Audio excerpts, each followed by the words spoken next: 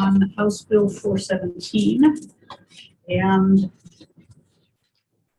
I was informed, Senator Guida, that you have a rewritten bill that you wish to share with us. I do, Chair. Thank you.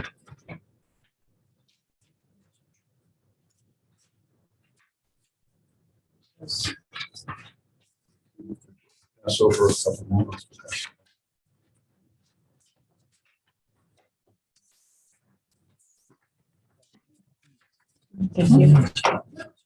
Just call the press.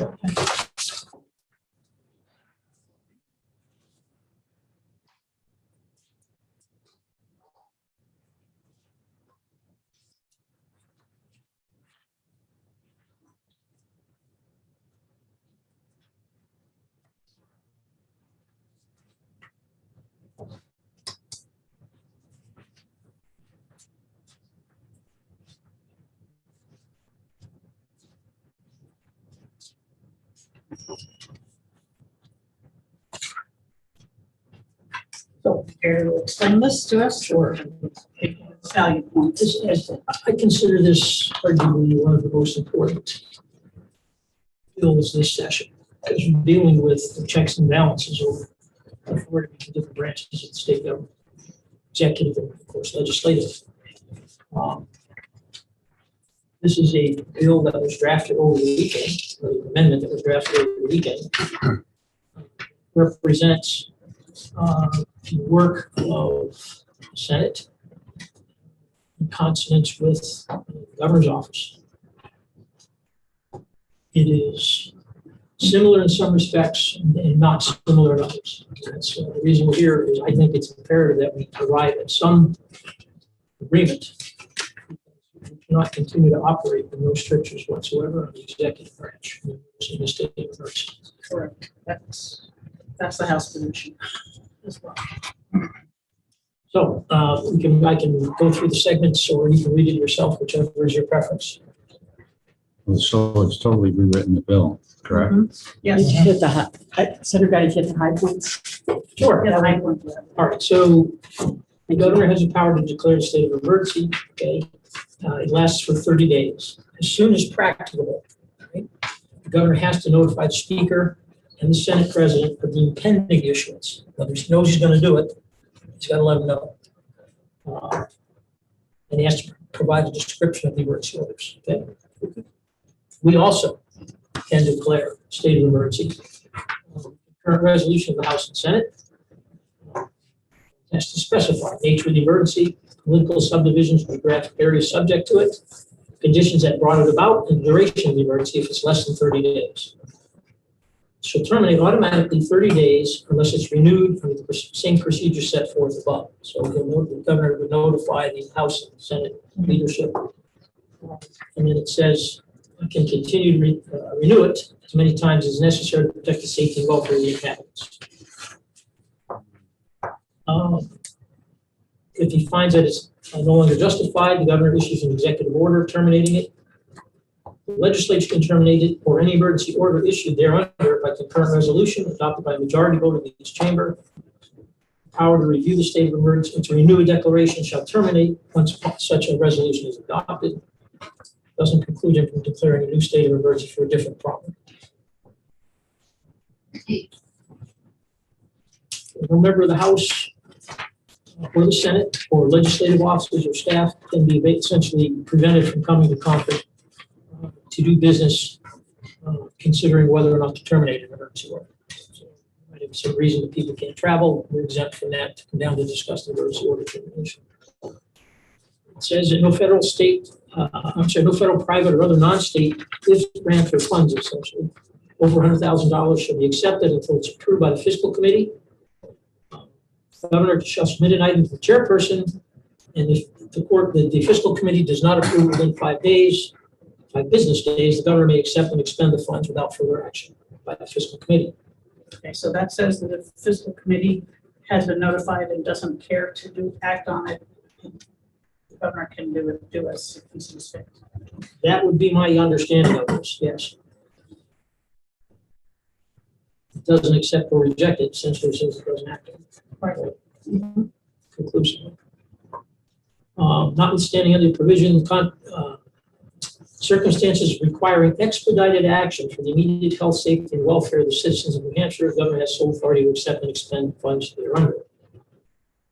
And it says as well, the governor has a duty to provide a list of all expenditures pursuant to the subdivision under a state of emergency to the executive council for informational purposes, for purposes of transparency.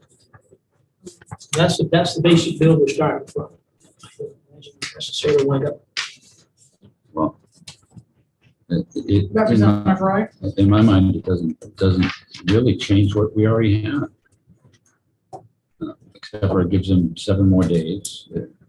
It doesn't, it's taken away any check that the legislature has on executive orders, on renewals. It's basically what he can do right now. How is this different than what he can do right now? It truncates his ability to spend money. That's the only thing. It also gives us specific authority to invalidate an executive order without ending the state of emergency, which is something that we were very concerned with last year. My biggest issue, difference between, is that if the legislature was possible for them to meet, it required an affirmative vote to extend the state of emergency. There was a provision if it couldn't be. Not having that in there, I'm very concerned about. Because there's a difference between us having to take some action to extend the state of emergency or to go along with it, rather than having to take some action to end it. And practically, it's quite different. One could also argue that it's an executive privilege, if you will, to use that declaration. The legislature has the ability to stop it, but is it constitutional for the legislature to have the ability to give permission for it? I mean, That's a discussion item. I understand. And my understanding is that under the state of emergency, the governor has the powers that he granted statute. And so I don't see a constitutional issue. Yes, Susanna? Thank you. Oh, I was wondering if I could ask about section 5, bringing legislators into Concord, for the purposes of, the conversation, voting, whatever it might be around the state of emergency. Do we want to build into there the possibility that we might need to do this remotely? Should we not be able to get here? No, that's section 4. Oh, section 4, sorry, not 5, 4, page 2. Push up on Section everyone's Roman rules here. Sorry, I was on the right page and looking at it, but do we want to consider that for the safety of all involved, that there may be a time where we cannot physically get in? And I don't think we should put people at risk on the road, including highway workers, other public safety workers, when we could do this remotely. Is there a reason that we don't want to do that?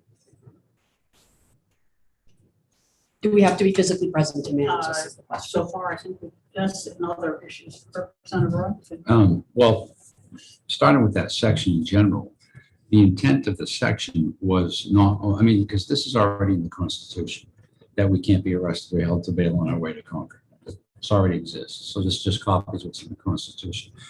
The intent of this was so that representatives and senators could go out and see what's going on in their communities.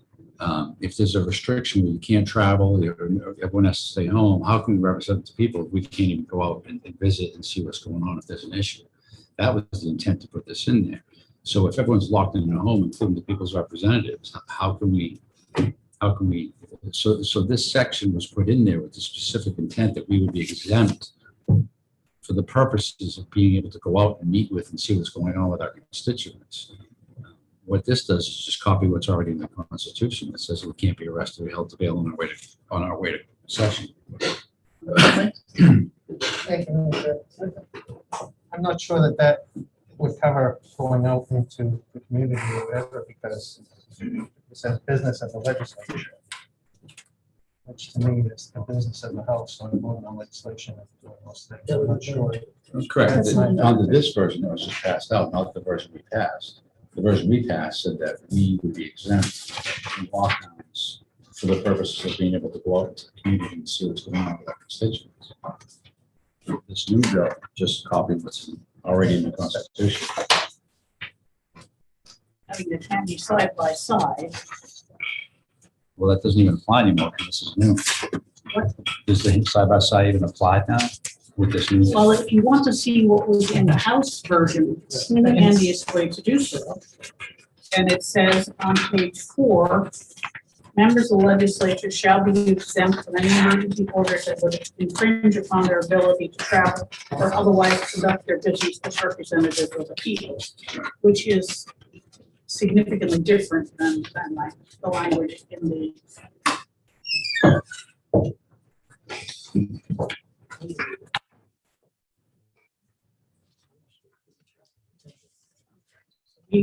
I think that is important.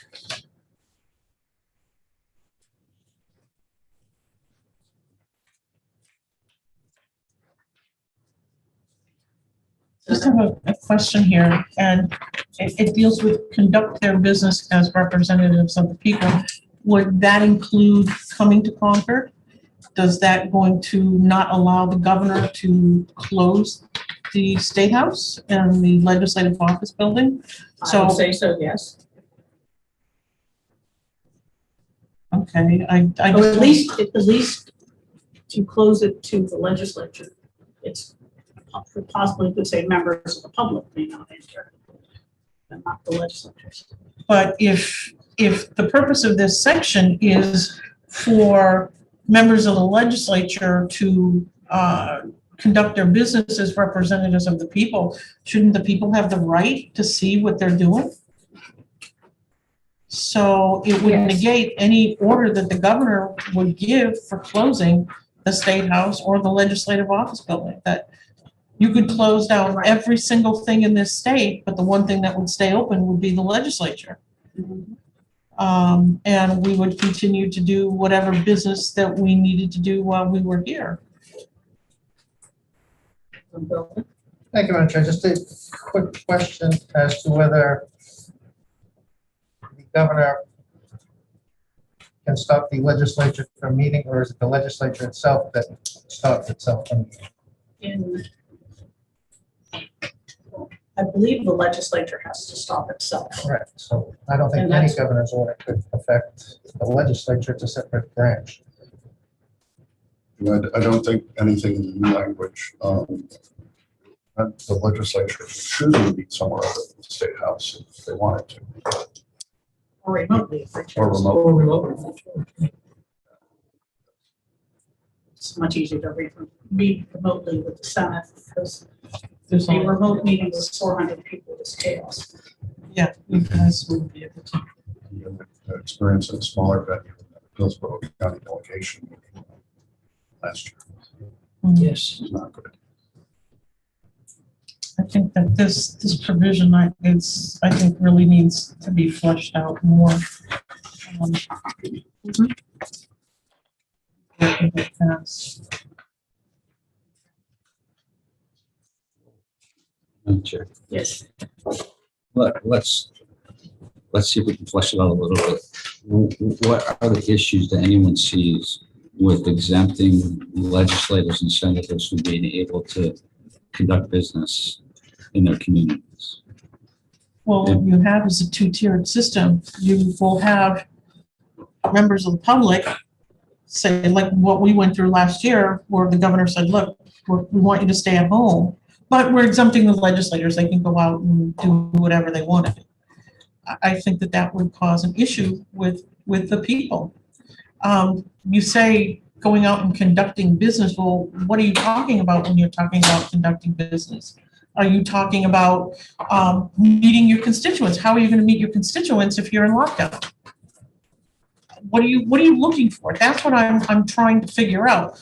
What are you trying to get to? What specifically are you looking at that you feel that because we were in a lockdown, you could not conduct your business or do anything else as a representative? Because I would argue with you there that I was very, very busy.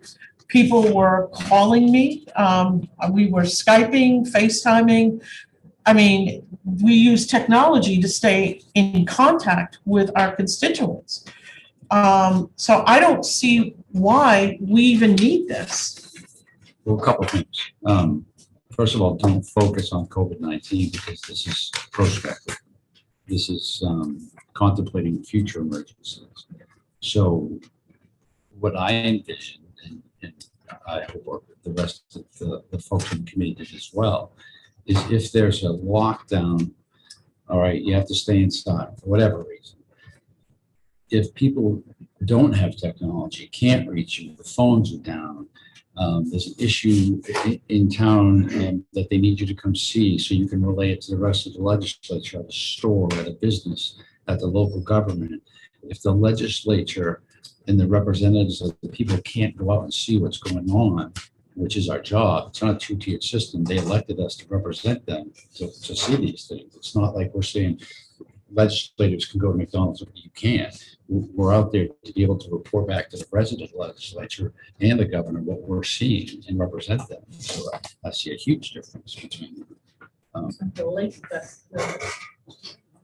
I can understand where he's coming from, having gone down to Mississippi for Hurricane Katrina when there was no form of communication, cell phone, otherwise. That the only way being with FEMA to get out and about is to be out and about and interacting with people because there was no way to communicate. It was impossible. So I see kind of where he's coming from on that end of the spectrum. Heaven forbid we have another blockbuster storm of some sort that knocks out everything. We all know that once the power goes out, cell phones go down, computers go down, we can be without them for quite some time. So I can kind of see where he's coming from on that end of the spectrum. Well, and as far as communications, a few years ago when we had that huge ice storm, people came to my house. If people wanted to talk to me about something, they came to my house. We had no telephone, no internet. We were out for almost 3 weeks. So that was one way. And they would come to my house and say, can you come to my house? I want to show you something. And I would do that. So I do think that people can be very creative when it comes to staying in contact with your constituents. One of the things that I'm concerned about is this going to be a problem for our first responders? Because they're out. I mean, if it's an ice storm, if it's a snowstorm or a hurricane, tornado, or whatever, they're out there trying to help people. And all of a sudden now you see all these other people coming out. What's going on? What's happening? What do we need to do? Are we going to make their jobs harder by going, by traveling and conducting whatever business you feel is appropriate during this time? Are we going to make it difficult for them? Minor technical point, that section was unchanged in both the House and the Senate versions. So I would be very hesitant to yank it out without good reason. So apparently we think that there are times when it's necessary. Right. So it's just that we're working off of this amendment and it's not in this amendment. but still, that's something that was in both versions. And I'm inclined to support it on that ground alone unless there's a particularly good reason. Okay. It was my understanding this replaced everything, so. That's mine. Yes, well, but we still have to agree on it. Yes, sir. So two things. One, it was my understanding this was a replace all as well. So as we're moving through this, I was working off of that assumption. Now, if I may, number two, I think that that Senator Carson is correct, that we have to be careful about if, as representatives of the government, if we are making ourselves present on disaster scenes, it should be in coordination with local emergency management or Homeland Security, not as I'm going to show up. For an example, when I was the mayor, because it creates more it creates more of a presence of the public, and sometimes you have to manage their safety as well as manage the safety of the situation. So I think that should be considered. When I was the mayor of Lebanon, we had a number of problems with microbursts and rain, and I remember I called the fire chief and said, if you'd like, I would like to come down and see what's going on behalf of the city, but I'm not gonna come until you think it's safe enough for me to go. And I coordinated with him as a local emergency manager. So for the safety of all, if we want to have that available, there just should be, you shouldn't just be able to show up. You need to coordinate with I someone. think, That's my I opinion. understand and I agree with you completely, but I don't think we should put in statute that we don't trust the intelligence of the legislators to, act sensibly in an emergency, which is what that sort of thing would do. I mean, as was mentioned, if the telecoms are down, people can come to your home, but if there is an emergency order prohibiting travel, that won't work.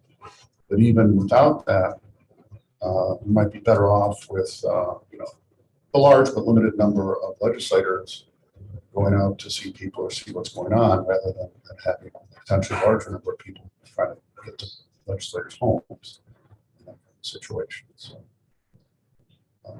telecoms are down, having people come to your house might be possible in some circumstances, but not in others. Or at least a good idea. Yeah. Yes, sir. Representative McGuire, with all due respect, I'm not saying that people don't know how to act sensibly, including members of the legislature. But as a first responder, I've been trained in terms of like what the first thing they teach you is safety of the scene. And I also understand what it's like to be managing, say, crowd control, and trying to take care of a situation plus take care of everyone else. So I'm not looking to prohibit that as much as have a way so that if the legislator wants to be there or is going to come, that there's some connection. So I'm not saying they don't know how to act sensibly.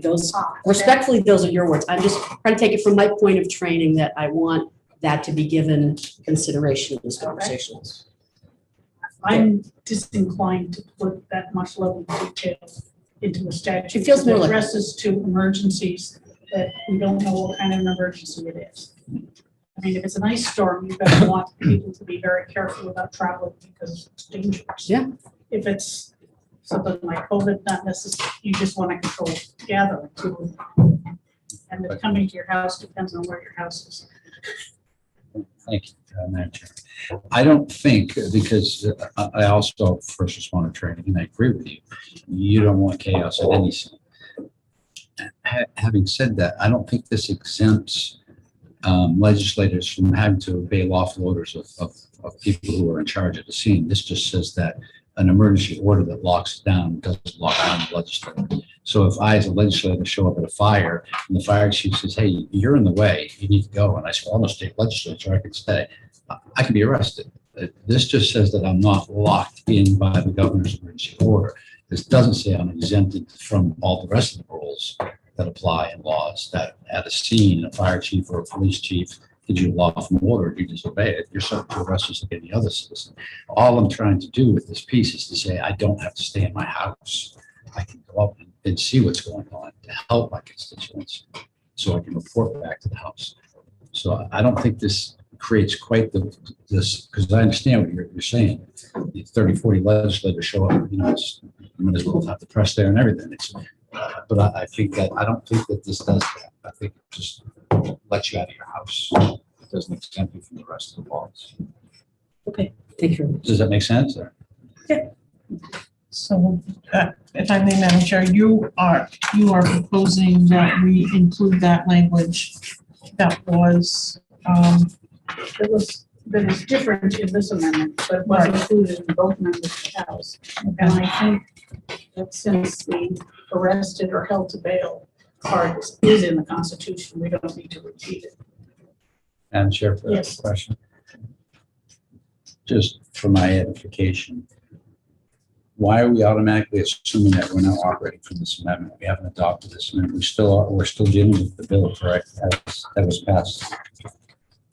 Yes, the reason we're doing this amendment is that various members of the House who are concerned about this issue have been working with Senator Guida, and they've talked to me, and that's why we have this, which is intent, because the House and the Senate versions have much the same intent, but there's language differences. So this is an attempt at compromise. And so I thought it would be easier if we worked from this. But on the other hand, we can use like, in this case, I think both the House and the Senate version have better language on this particular paragraph than the, than this amendment. So I agree.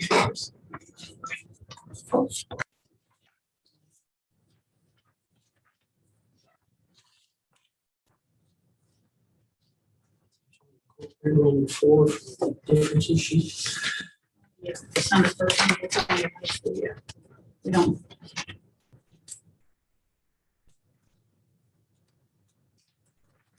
Do you agree we should give up on the governor will assist the members of the House and Senate to get the seat of state government? We agree that we could be done remotely for the House. I can't see why we would. Whole house meeting Yeah. again, online, which right. I No, don't think is that isn't practical. possible. So so is, since we're on page 2 of the amendment, does anyone have issues with the funding proportions? I like the list of expenditures, because that's something we did. So this is 5 and 6. Yeah.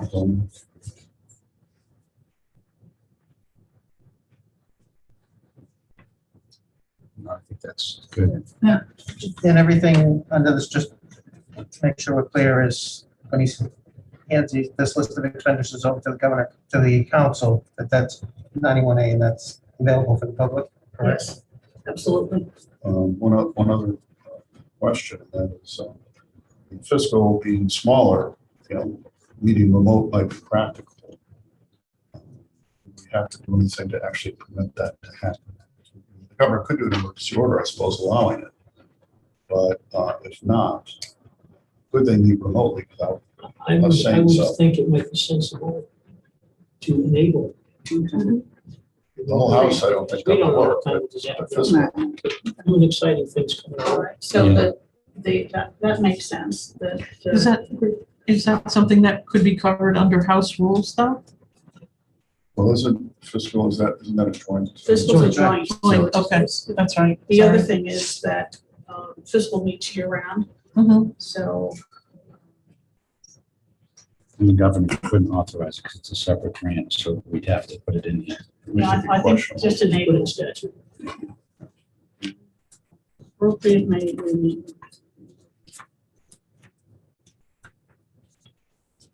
We'd also consider remote language for the entire legislature. No. I mentioned earlier. Well, I can't then that's, if the Senate wishes to be remotely, I suppose you can work on that. The House, I don't think you have enough bandwidth.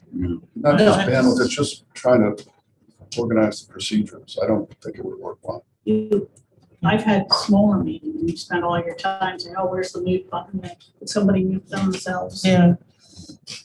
Okay, you would get, I don't think that's. Well, especially you'd have to allow the public, Well, that's less of a and that, problem. well, no, but it adds more people, raising hands and asking questions. Well, if you let them come, it's supposed to just- but, That eats bandwidth. but yeah, I've seen things that where it doesn't.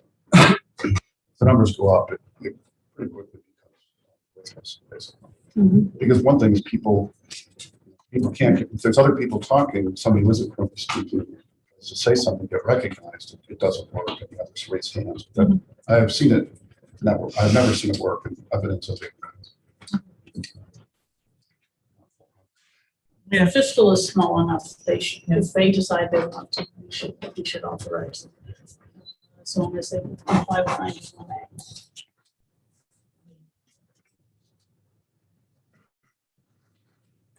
Because we're dealing as a branch. Executive branch. So look at Roman 6 on page 2. Senate proposal. Look at line 13. It's a very, very broad language. I was noticing it also appears to be in conflict with 1.5. Are you talking Nullifies about the paper you gave us? or- Yes. I'm seeing line numbers that are around 6, they're in the 50s. I think you're wrong. Your printout may not have restarted, remember. At the top of the Okay, page. this is the one I was handed. Yeah, it appears to nullify 5. Oh, Yeah. this is different. Yeah, that's the, this is amendment 1940.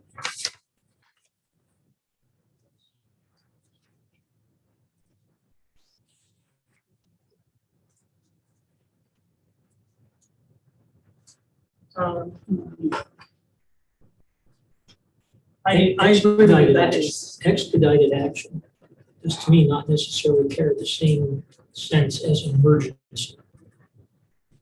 In immediate health, safety, and welfare. Let's define the immediate welfare.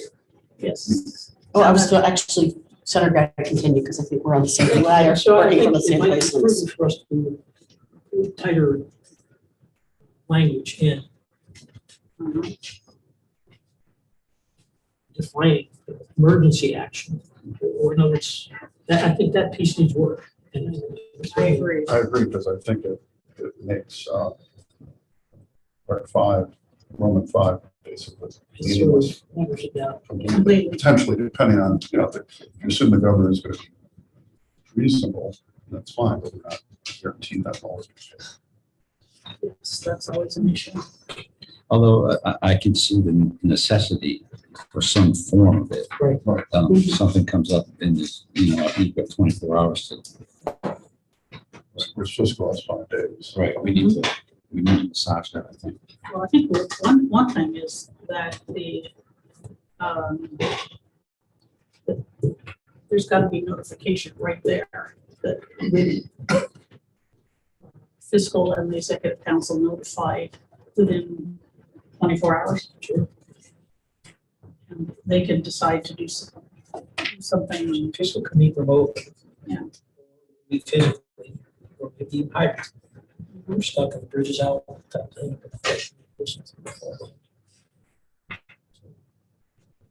So we need That needs to be massaged. we need a definition. I think. So,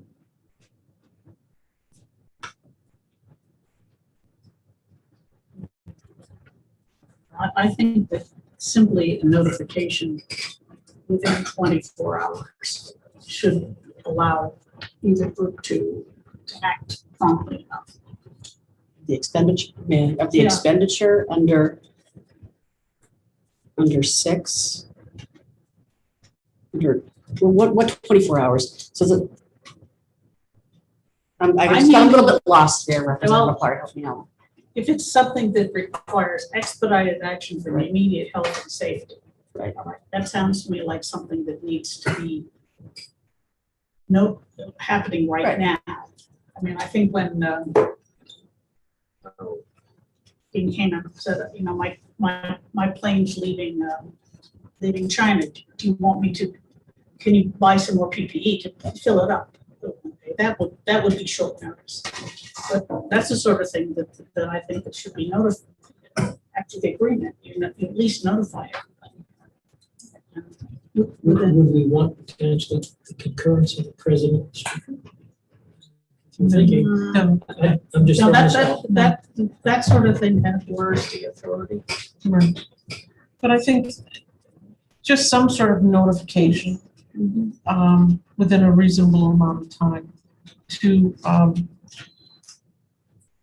the Senate President, the Speaker of the House, and the Chair of the Fiscal Committee, so they at least know what's going on. And I think that's reasonable, because you don't want to Bog it down. you don't want to micromanage the situation, because there could be 1,001 different situations.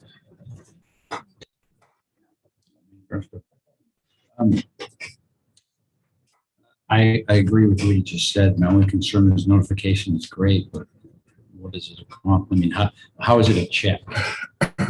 Okay, I deem this to be emergency, this to be a health issue, this notification. That's not a check.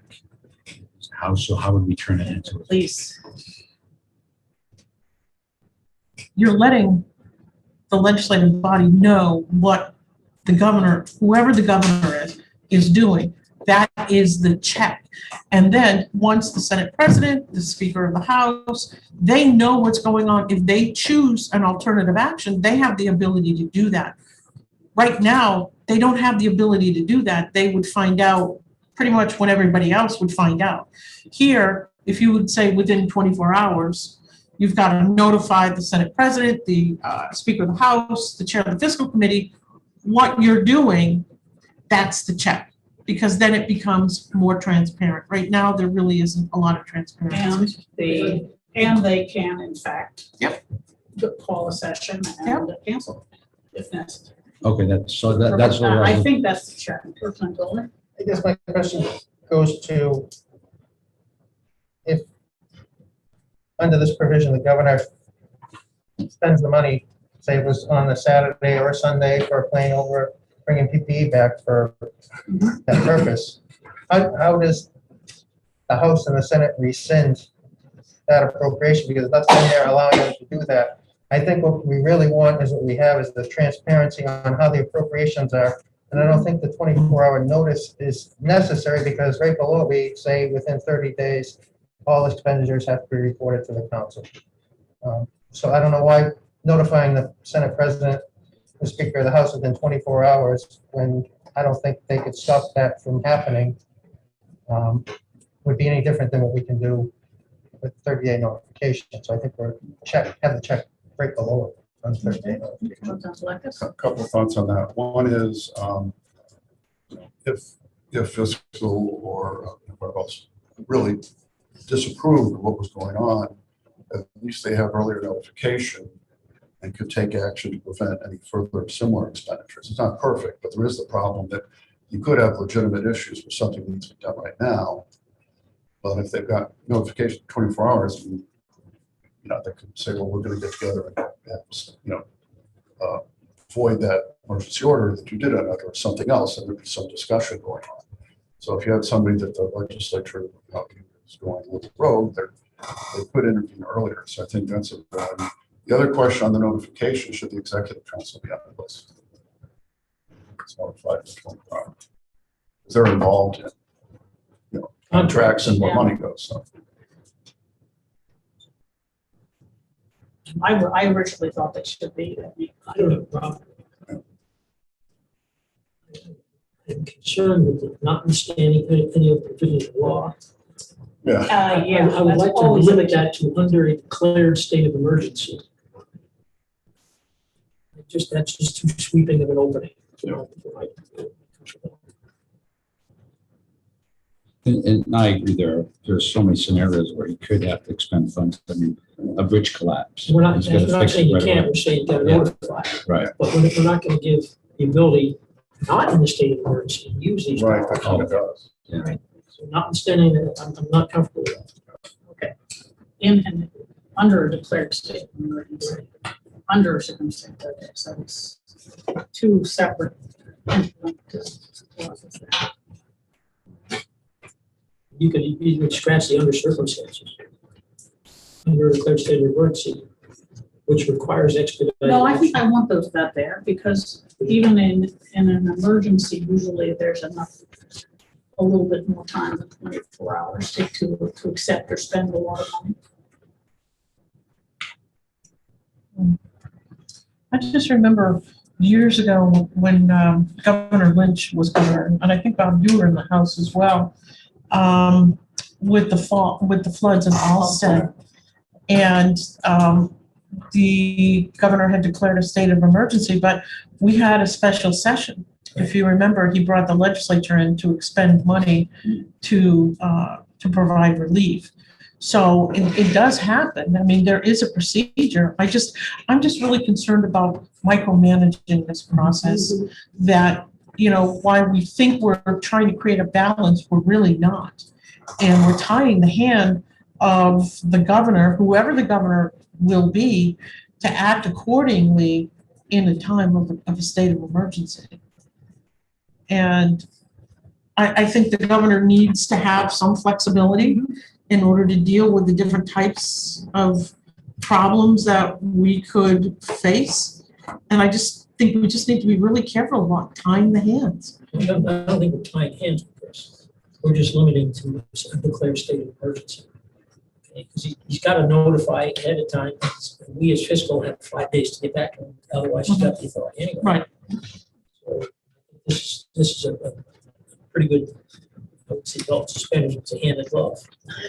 I was just gonna say, I don't think we need to add in the language regarding a state of emergency into that paragraph because it's already under the powers, emergency powers of the state of emergency. You look at the headline. I think you're being redundant if you put state of emergency back in there because that's what you're being under. And you're right, 445 is all about emergencies. So we'd have As long as the courts Thank you. interpret that. then. We'll just start under circumstances.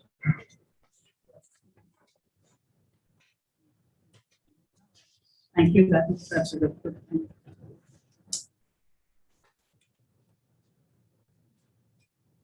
Any other comments on this section? So we will add in that the fiscal can meet remotely as long as they comply with 91A. The notification of the president, speaker, chair of fiscal, and the executive committee within 24 hours. So that they can take any action if it's necessary, otherwise they're just better avoid. Is it possible under what 91A is currently to meet remotely? Without, unless the governor does an emergency order? At least some of the time you could have some members remotely. And we've got at least 2 bills in on it. Okay, there is legislation, because I think you'll have to have legislation in order to do that. From the notification. Well, No, for the remote hearing.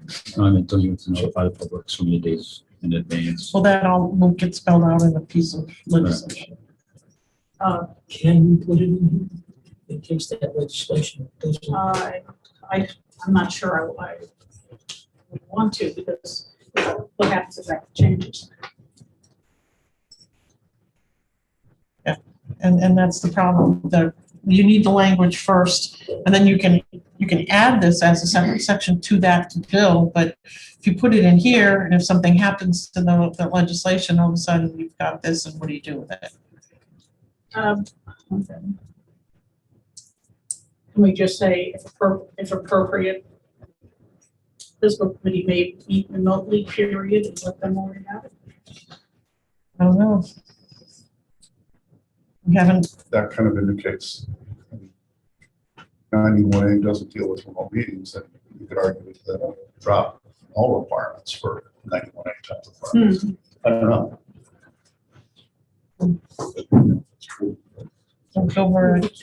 Are there any experts here on The that? governor is going to notify Speaker House, You can, Mr. Lehman, will- right, and fiscal committee's got 5 days to meet, so you can get the ability to meet with it as far as public notice. So are we beating something, worse if it's already flogged? Well, it's your decision as to how fast you want the meeting to be able to happen. The provision of the right to know law, you could write in there something that says the provision of the right to know law that requires a quorum to be present in a place does not apply to these specific meetings of this. So that would be simply exempting the requirement that they need. Well, that's simple enough. I'll leave the notification section on. Do you remember what you just said? Well,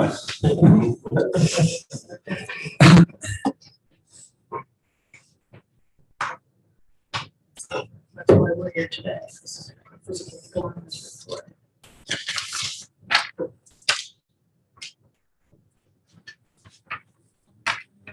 On page 2, the sections you want to bring in.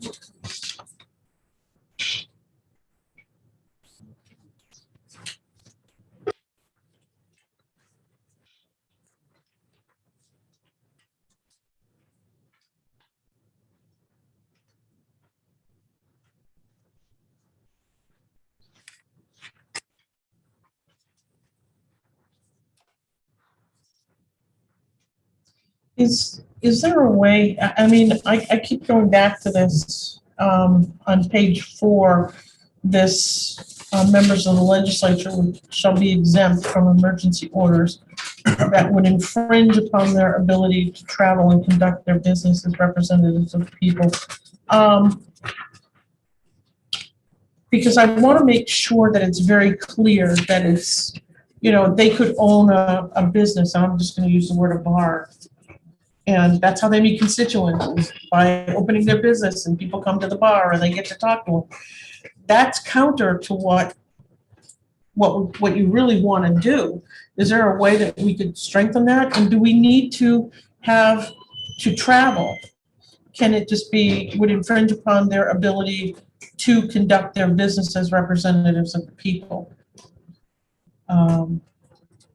Because if that's what you're getting at, I know that we had agreed to that.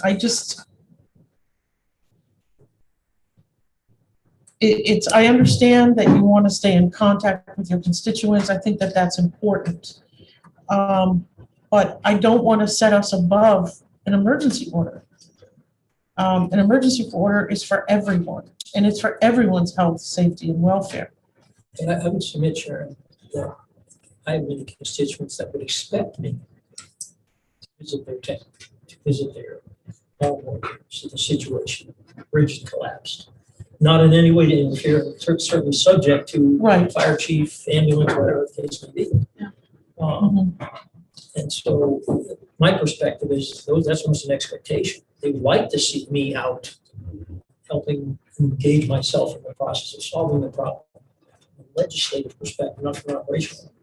And if I may, Yeah. to your bar point, it doesn't exempt anyone but the legislator. So people can't come to your bar to meet you because they'd be violating the travel law.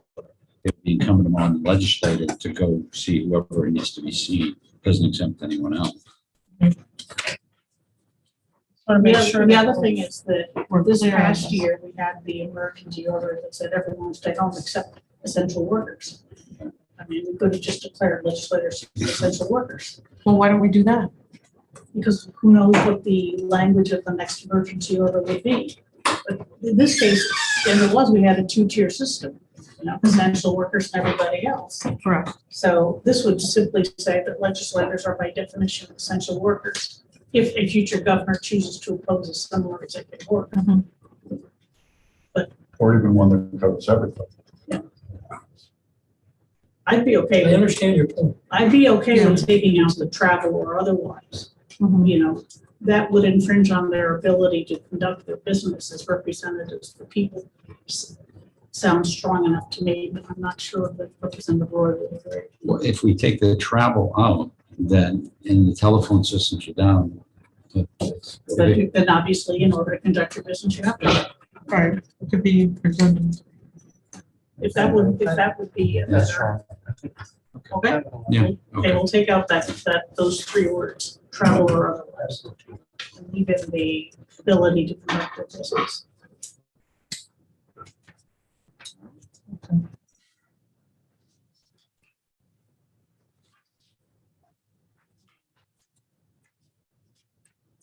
Would it be appropriate to put something into that section that there are penalties if someone should violate that section? I think that doesn't seem to fit the rest of this bill. Can you?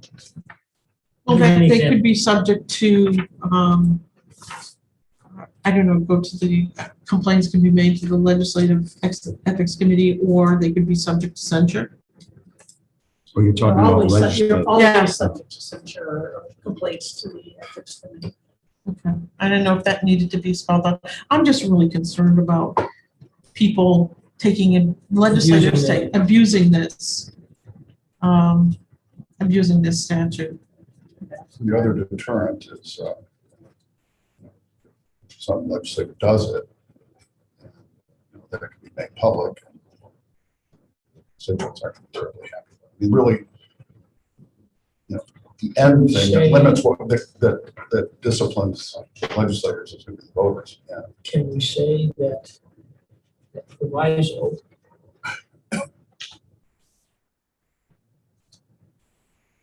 does not include the ability to conduct business as a legislator? In other words, your personal business. Just to make it a little clearer. Well, I think it's pretty clear, conduct their business as representatives of the people. Okay. I think that's pretty clear.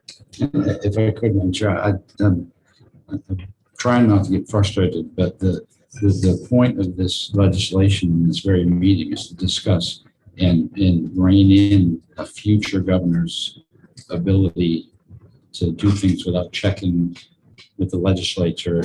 And now we're talking about criminal penalties for legislators. I think we need to No focus. criminal. Or censure or whatever. Define. Yeah. Just trying to define. Yeah. I think the language is, it says to conduct your business as a legislator, as a representative. All right, is there any other section of the amendment that needs?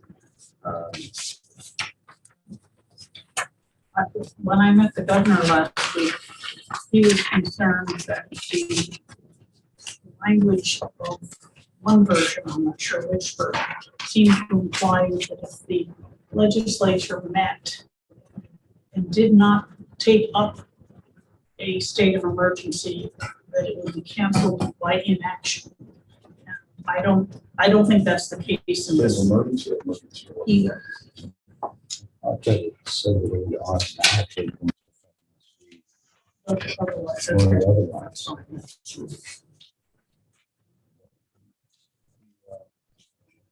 Changes we've decided on around fiscal stuff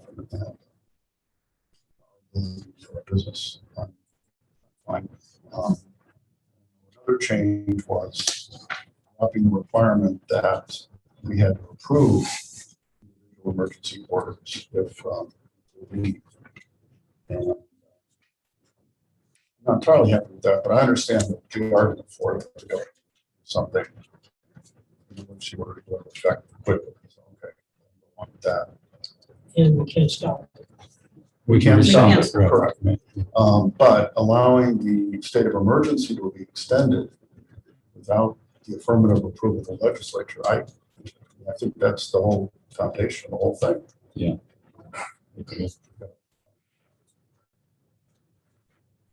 And that's less of a time critical thing because, we know when it's going to expire, we know when it have to. Version, House version, there was a provision if the House truly could not meet, that the government could then extend it for days. Even this past year, I think that after the first renewal, we should be approving renewals. And even this past year, we could have met, I think it's about 45 or 50 days after the initial declaration, and we did in fact meet. And we did in fact take up the end of the emergency, but failed to pass it. So I think that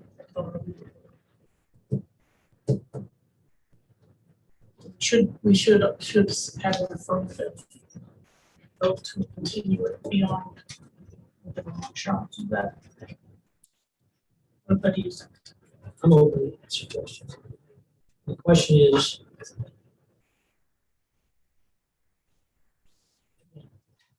concern is that we as a legislature have the ability to limit the executive authority of the governor. And I think the answer is yes, in an emergency. So let's define the period of time. I think that's important. Part of the argument for changing from 21 to 30 days in the House was tied into that requirement that we had to affirmatively extend it, and we wanted to provide a long enough period that it covered all the normal emergencies, which are mainly weather related. So we didn't want a situation where, there's some weather, a huge ice storm that lasted longer than a few It's weeks. 22 days. Right. That there wouldn't be a situation where the tail end of it, we had to get drug into extend it.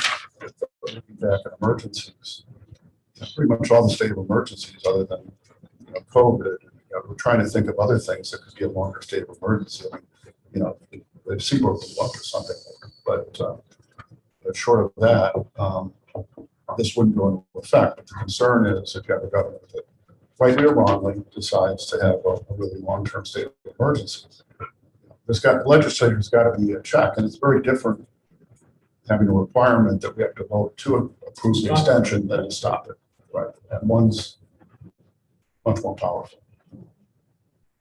So, I would look maybe to 60 days. Process of getting things going in an emergency, federal relief and so forth. Well, yeah, I mean, that, I would be willing to extend it to 60 days if the legislature had to approve an extension after If that. maybe more than needed, but I don't want. My only concern is, one of the reasons we didn't repeal it or stop it up to now, wisely so, it would have caused bedlam if we had just said, okay, we end the state of emergency, because it was, to use a phrase, it's too big to fail. It's tied into everything. It's tied into finance, it's tied into business, it's tied into public safety. So the longer you let it go on without a legislative check, the more difficult it will be to stop it.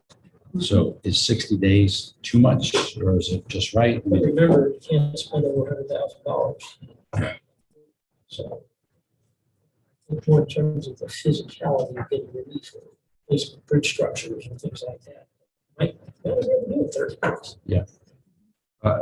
I'm open. I'm just trying Yeah. to flesh it out. So I'm gonna dial back to a very basic question is, why do we want to stop it?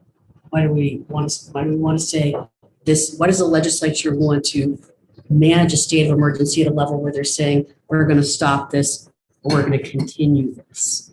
You know, if we have checks and balances in places, it has to do with money, and we trust our chief executive. I've always struggled with this. I'm not being difficult or obstructionary, but I'm just trying to understand why we're saying we have to get in on that granular level and say no. I do think that this is, I think, the compromise that the Senate came up with, because I can remember talking about this during our first meeting on it, and I pushed back in the same vein, so I'm just going to push back then. And I think we've come really far. And I appreciate the work that Senator Gaeta and folks have done, but why are we getting, like, I think we've put some good guardrails in place. What are we going to do to test here? And why do we? This is just, I'm just asking, and I'm not being difficult. if I could respond. I don't like to look at it as the legislature, saying we don't trust the executive, or we need to get into the business of the executive. But after a certain period of time, it's not us, it's the citizen. I trust the citizens of New Hampshire more than I trust the government. If they decide in whole through their representatives in the Senate and House, we've had enough of this. That's how democracy works. They don't, but when you leave it up to one person to say, we're going to do this ad infinitum, and you guys just sit there and be quiet. That's where all this frustration came from. They had no voice. Right, I think we would have been, sorry. Thank you. But I think the voice is there looking at this because you can, with the joint resolution, you can end it. So it still is there if the people choose. But it's like flipping the coin, 50 one way, 50 the other. It's either the legislature ends it or. But to Tony's point, it's much more difficult once it's already placed to end it. It becomes, such a huge entity that you end up hurting people because systems have been put in place, and you just pull that rug up from underneath them. For example, had we ended it, you'd have lost all this business PPE money, all this stuff that had already been put in place, versus had we approved it in the first place. I think there's a difference between ending and approving it to go forward. But I just want to. Another point is that the emergency orders after the first couple started delving into policy issues. And that's something that the legislature has a responsibility for, is policy. What's an essential business? What, some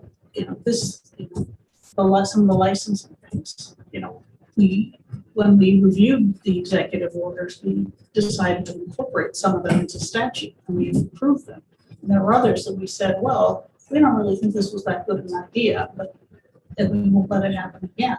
So if we had been able to review some of the policy choices, the decision to shut down non-essential businesses by listing them was something that was a major policy choice that a lot of people disagreed with.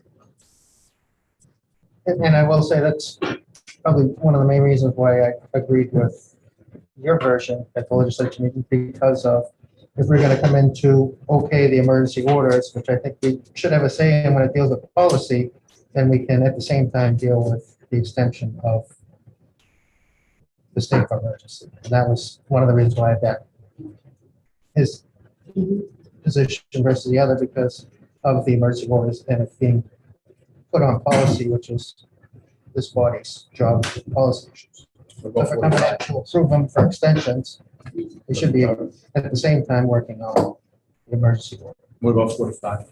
What's the difference?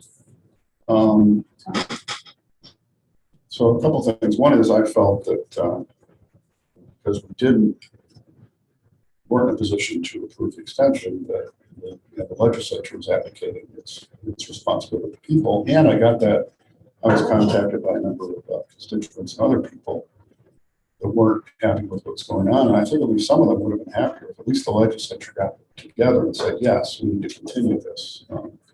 So I see value in that. And the other thing is I'm willing to go along with removing the language that said we had to approve individual executive orders and just leave the language in there that we can get rid of that. If we have to get together and at least approve extension, because it's easy, I think,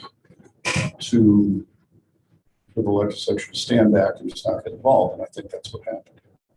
I think forcing the legislature, if we're going to, I mean, we may mostly agree that the state emergency has to continue, but forcing the legislature to have to get together and approve it, I think is very important. If nothing else, we're putting our stamp of approval on it, supporting the governor, if we think that's the right thing to do. And also that would force us to get together and there'd be the opportunity, at least kind of set up an opportunity to review individual emergency orders, which some may not be appropriate, some might be. So I think having to act or extend it is very important. Yeah, if it's 45 days rather than 30, okay.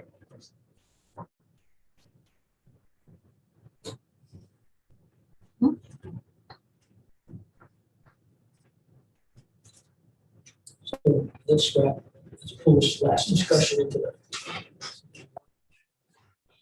So if we do that, then the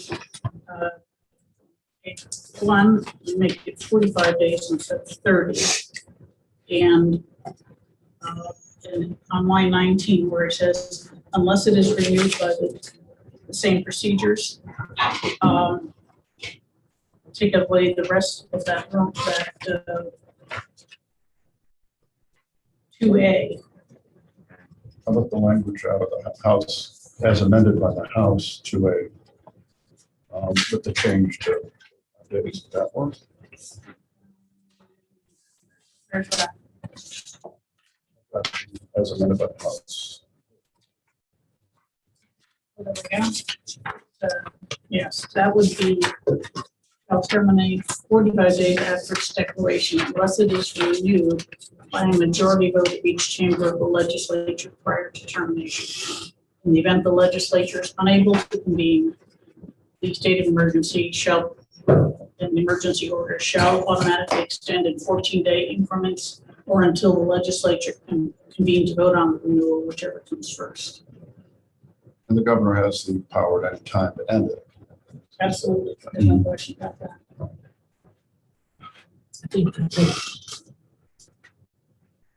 I don't see a legislature being frivolous or political. If you're in a state of emergency, that's some serious business. I'm not naive enough to think that there won't be politics played. But I would have to hope that a majority of your citizens would say, you know what, we support this, and would also help us to get out there. Now, there may be circumstances which citizens are not aware of, or things that they're not aware of, that the governor is. Right? And so, in that sense, I hope that he would share them with the legislative leadership. So, And that was really one of my points in drafting this, was that the governor's made a lot of decisions, and I don't want to criticize him because I don't know what he knows. I mean, he had some real experts testify to him that said, you know what, this decision, that's the right decision. We didn't. So all we knew was the order happened. Our constituents say, hey, why did you do that? And we said, I don't know. But if the same presentation has to be made to the House to extend the order, now we all know. We can all tell our constituents, this is a good order. You need it to. And in fact, I said, if we had done this last year, it did meet probably 45 or 50 days after the state of emergency, and we would have, if we brought it up, we would have voted to extend it. So let's take this to an extreme. Let's take it to a situation where the governor, and we cannot disclose to our people a nuclear device going off or a biological weapon is a threat. How do we handle that? I think that would be a federal level issue. It'd be a federal emergency, but also be state. No, but I think the federal authorities would take precedent, they would take over information. I mean, if you're talking about a nuclear biological weapon, you're going to, the Homeland Security is going to be in you. It's going to be out of our hands. Out of the governor's hands, I would assume. No, because this was a national threat. This COVID was an international threat. So if we're going to start limiting it and say we have to approve, then we're going to have to form closed exempt 91A sessions in the event that there's a threat of such a nature. I mean, we're starting to get into an area where That's we're going into areas of warfare. That's what a caucus is for. And also, I believe in the Constitution, there is an exception to having the legislature's meetings being open if it's a threat to the state. I think that was originally discussing strategy of being involved in war, the state being involved in war. But I think would apply. terrorism. Yeah. So there's an exception in the Constitution on public access to media. US. No, the state. There's an exemption in 91A for emergency response too.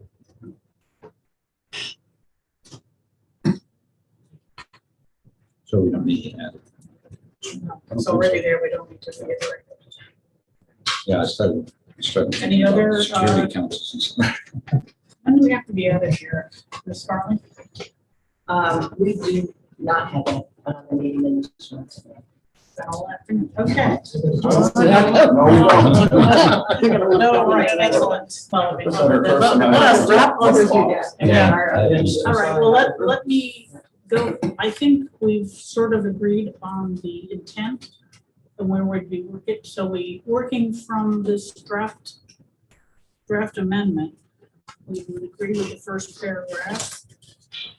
On line 17, we would extend the state of emergency to 45 days to simplify things. Yeah. On the next part A, we would make it 45 days and go to the House version, which requires the legislature to approve a renewal beyond 45 days. But if we can't meet them, 14 2 days. weeks extensions as necessary.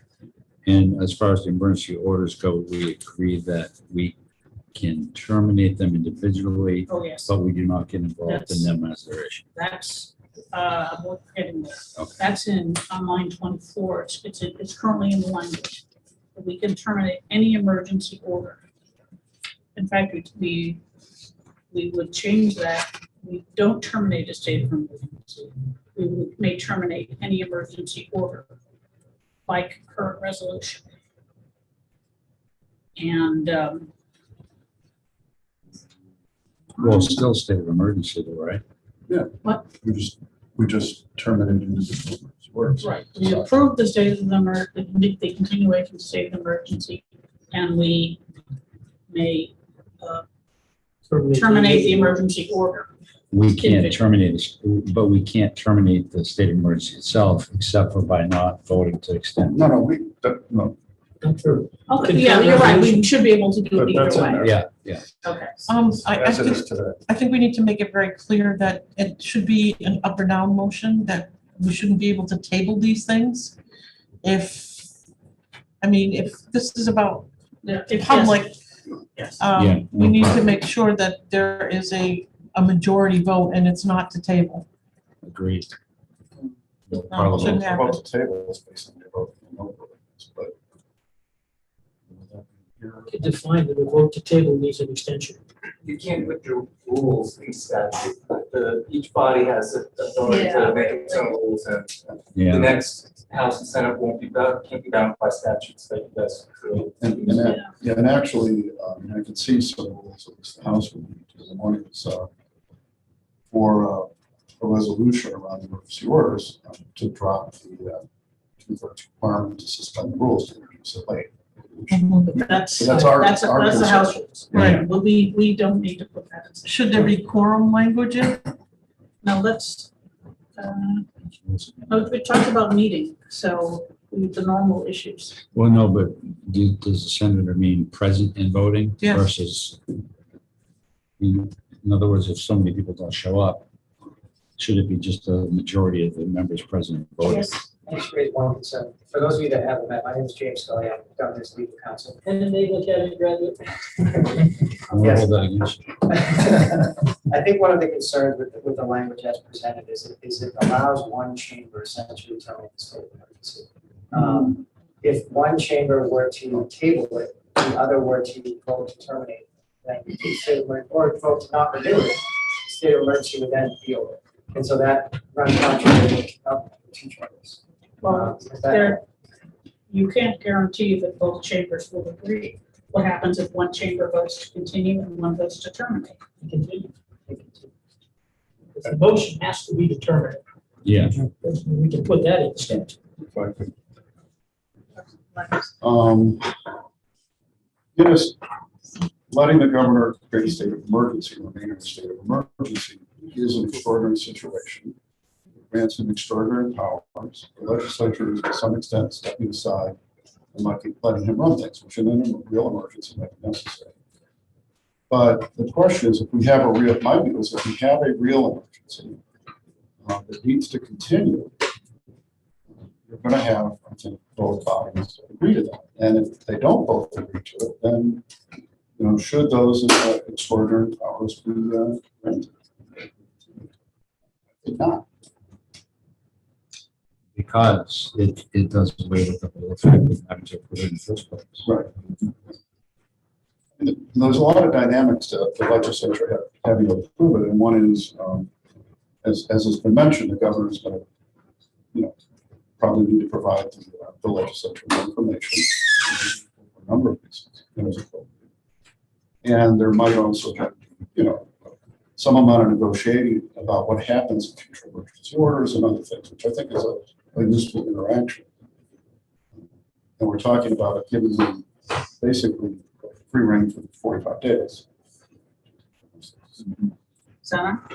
Thank you, Representative McGuire. So just for clarification, Representative Lekas? Lekas, I want to make sure I pronounce. Roy and Lily is easy. Like in the West, but I know it's a problem. That's all right, I'll get there. So what you're, correct me if I'm wrong, what you're saying is that if we or you don't think it's an emergency, then we could say, no, we don't think it's an emergency, and tell the governor, like, we don't think this is an emergency. Our judgment is it isn't, so we're gonna stop this. Right. Okay, why, again, And why, the reason why would, is- when we're, Sorry, follow, I'm sorry. no, it's okay. Paul, what, do you have any examples of where, like, how would you determine, or how would we determine what's an emergency or not? What puts us in that position? That's our job, to make decisions. The governor, if there's any concern about it being a real emergency, I would expect the governor to be out there telling us why it's a real emergency. Because, I mean, this one, like I said, if we voted in April or May, we would have said, yes, it's an emergency, we will continue, we authorize it. But by August, there were a lot of people saying it's not an emergency anymore. It's a public health issue that we need to deal with, but it's not an emergency.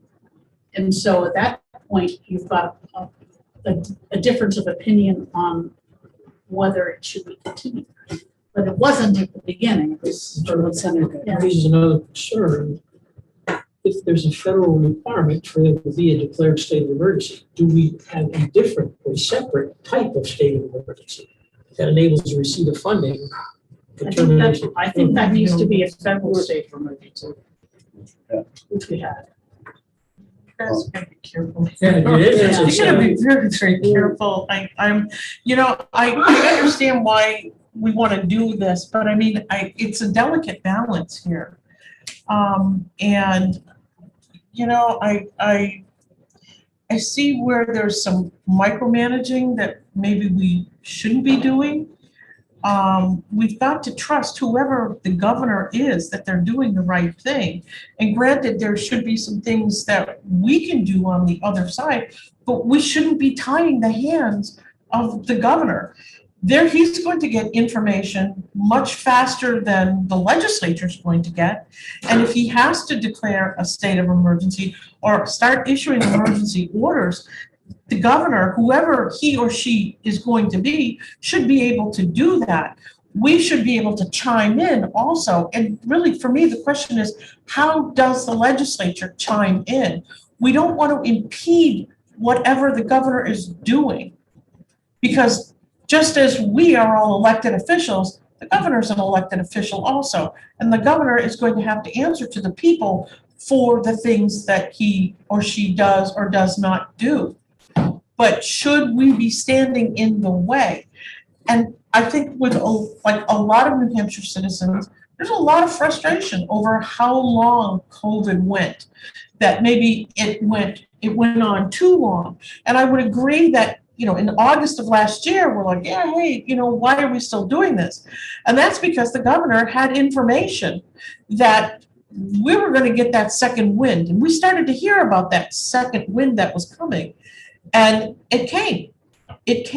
And that's why the emergency orders were continued. In fact, I think that the second wave of COVID was worse than the first. We experienced more deaths, more sicknesses than we did during the first time. So, yes, I know Representative Roy, you talked about, not so much about hindsight and COVID, but moving forward. But I do think it's important that we look back at the experience. And what was the role that the legislature could have played? And I agree that at some point the legislature should have been involved, especially with the emergency orders and the policy issues. And maybe people would have felt a little more comfortable with knowing that the legislature was actively involved in these policy issues. Senator Guida and I sat on the governor's task force, and that was pretty intensive in the very beginning, where we were working hand in hand with businesses and industries about what we could open, how we were going to open them and open them safely for the people. And, again, it was a lot of work. We were meeting 5 days a week for 3 months. Yeah, for at least 3 months. And then we continued to meet on a regular schedule to discuss issues. And as things got better, those emergency orders, those other things were loosened up. And I think that it was the right thing to do because it was a very, very delicate balance. And I understand there were a lot of people who were very angry. And we know a lot of people lost their businesses and so on and so forth. And that's not trivializing anything. But it was what we found ourselves into. And a lot of it was dictated by the federal government and the CDC. I hope we never, ever have to go through anything like that again. And I've actively encouraged the governor to put together a task force where we can take a look at what we did right and what we did wrong and what we need to improve on.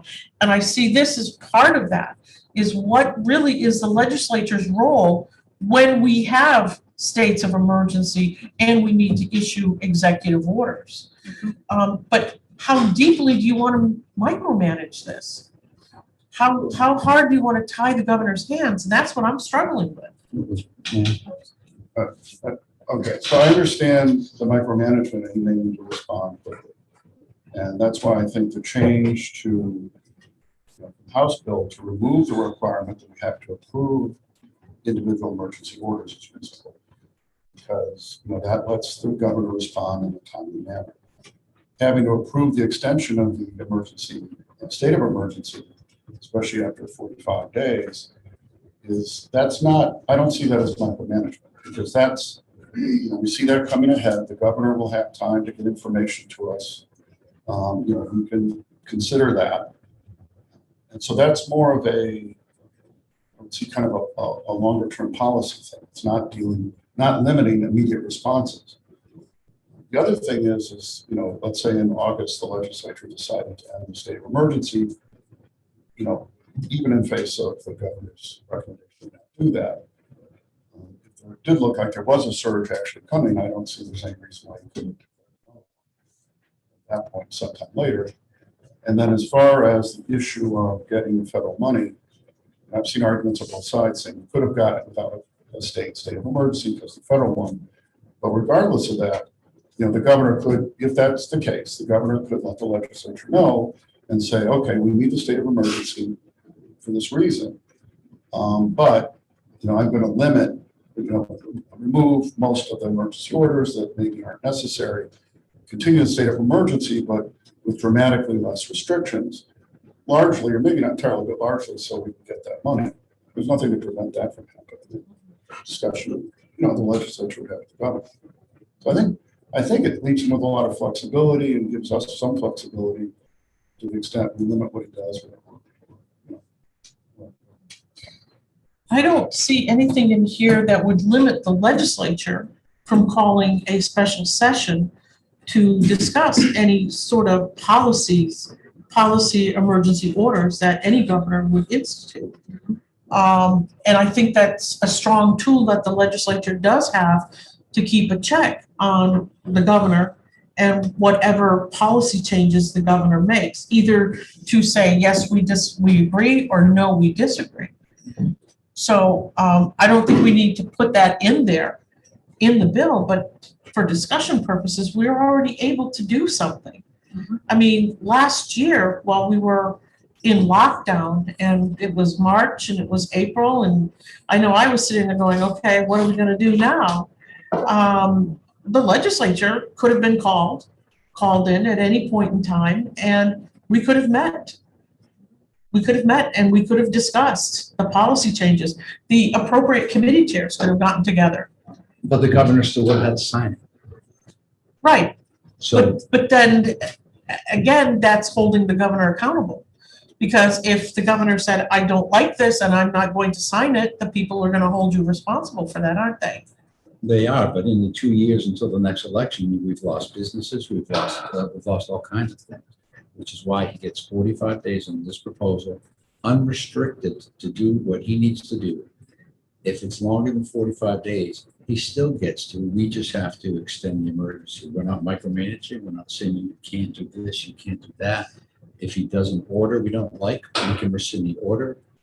But for anything beyond 45 days is a long period of time, and it doesn't take that long for a business to fold. And if you're saying he's accountable to the electorate, absolutely he is, in 2 years. Mhm. So, I mean, we were into a year and a half of an emergency order.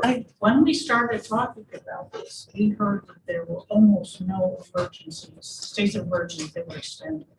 There was, I think the Allstate flood was extended once Mhm. to wrap up the repairs. But most of them were 21 days and out. So if we've got 45 days, that will take care of almost anything. The definition of emergent means disruption. Once that has happened, now you start instituting policies and procedures, and it's no longer emergent. Managing an issue. And a public health emergency is no less of an emergency, and these are extraordinary circumstances, and hopefully we will never be here again. Yes. But in order, so I think there had to be actions taken, and they were certainly detrimental to some of the businesses and constituents in my district as well.